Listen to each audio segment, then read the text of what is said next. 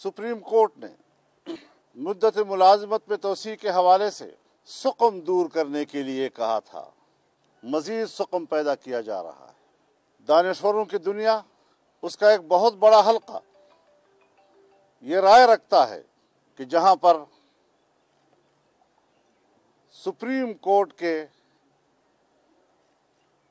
दायरे इख्तियार को सल्ब किया जाता है, उनके फैसलों को तहलील किया जाता है, वहाँ कानून साजी की नहीं, वहाँ दस्तूर में तरमीम की ज़रूरत होगी। ऐसे लोगों को जो इस किस्म की बात करते हैं अगवा कर लिया जाता है और सरकारी इदारे एतराफ़ करते हैं कि वो हमारे पास है। तो ऐसी सूरत में किस तरह पाकिस्तान के जमहूरी आज़ादाना माहौल में ये बहस किसी मंतिकी नतीजे तक पहुंच सकती है।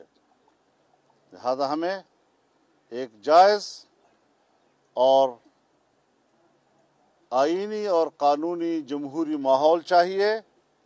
ऐसे कानून साजी के लिए ये लोग न अवाम के नुमाइंदे हैं, नए जमहूरियत की अलामत हैं कि वो इस तरह की कानून साजी करें। हम समझते हैं कि फ़ौज हमारा एक दिफाई इदारा है, फ़ौज का सरबराह और इदारा दोनों गैर मुतनाज़ा हैं, हम उनको मुतनाज़ा नहीं बनाना चाहते।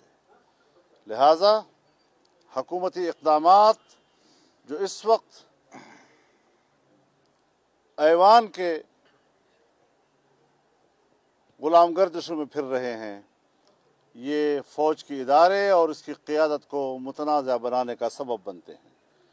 लिहाजा जमीयत उलमा इस्लाम इस तरह की किसी भी कानून साजी से अपने आप को लाताल्लुक़ रखना चाहती है और इस अंदाज़ के साथ कानून साजी की मुज़ाहमत का फ़ैसला करती है।